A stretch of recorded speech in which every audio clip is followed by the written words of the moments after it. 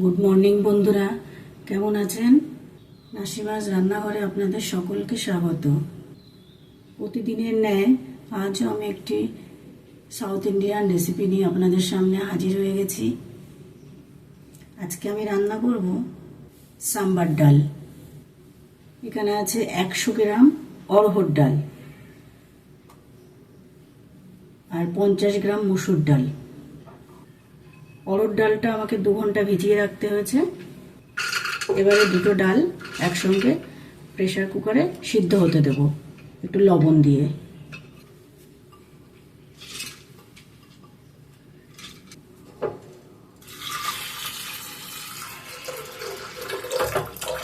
এখানে এই ডালটা সিদ্ধ হতে আমি একটু বেশি পরিমাণে জল দিয়েছি, যাতে করে ডালটা বেশি না গলে যায়। এবার এর মধ্যে দিয়ে দিচ্ছি লবণ। আমি 1 চা চামচ লবণ দিলাম। এখন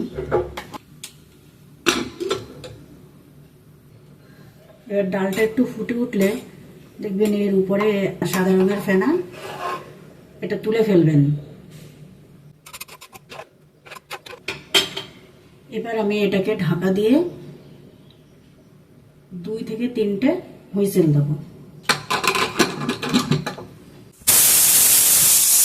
এই ডালটা বানাতে যে সবজিগুলো লাগবে: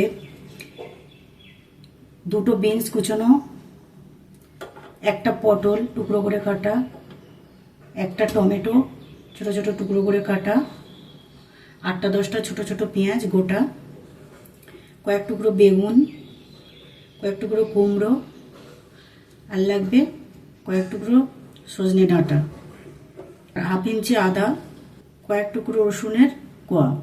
এখানে লাগছে সাম্বার মশলা, এটা আমার ঘরে তৈরি, হিং, গুড়, তেঁতুল, শুকনো লঙ্কা, কারি পাতা, লাল সর্ষে, আর লাগবে ধনিয়া পাউডার। এবার আমি গ্যাসটা জ্বালিয়ে নিচ্ছি। কড়াই বসিয়ে দিলাম। সরিষার তেল,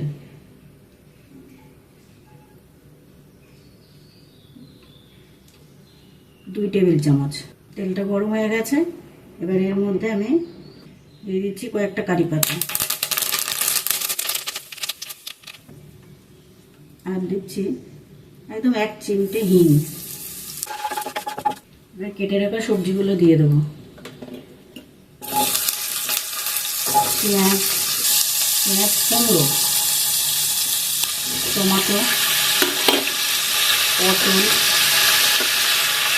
বিনস, বেগুন আর সজনে ডাঁটাটা পরে দেবো আমি। পরিমাণ মতো লবণ, 1 চা চামচ ধনের গুঁড়ো,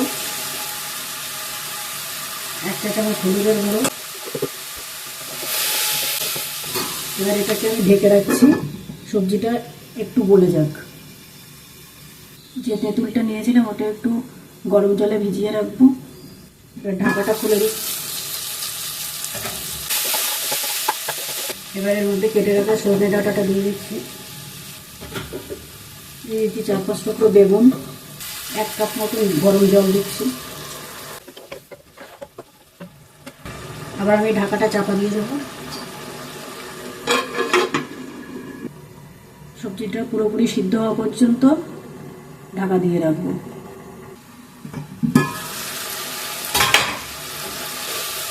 সবজিটা আমি বেশি গলাবো না, 80% মতন সিদ্ধ হয়ে গেছে।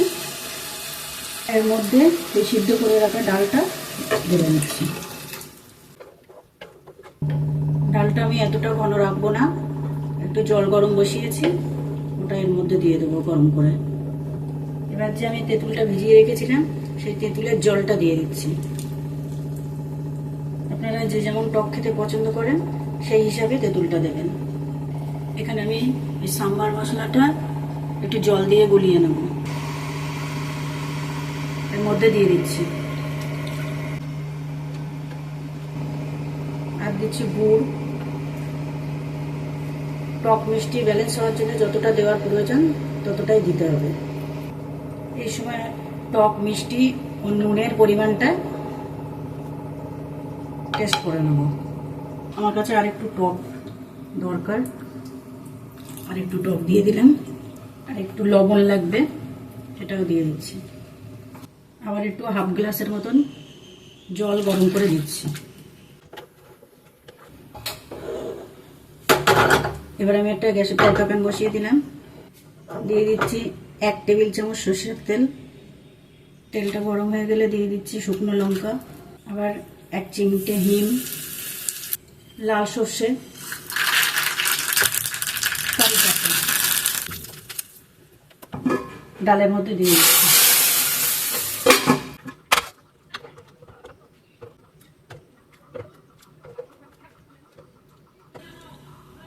এবার এটা পরিবেশন করুন ইডলি, ধোসা বা গরম গরম ভাতের সঙ্গে। এরকম নিত্য নতুন রান্না পেতে আমার চ্যানেলটাকে সাবস্ক্রাইব করে দেবেন, লাইক, শেয়ার ও কমেন্ট করে দেবেন। আজ এ পর্যন্তই। আগামীকাল আবার নতুন একটা রান্না নিয়ে হাজির হয়ে যাব ঠিক এই সময়।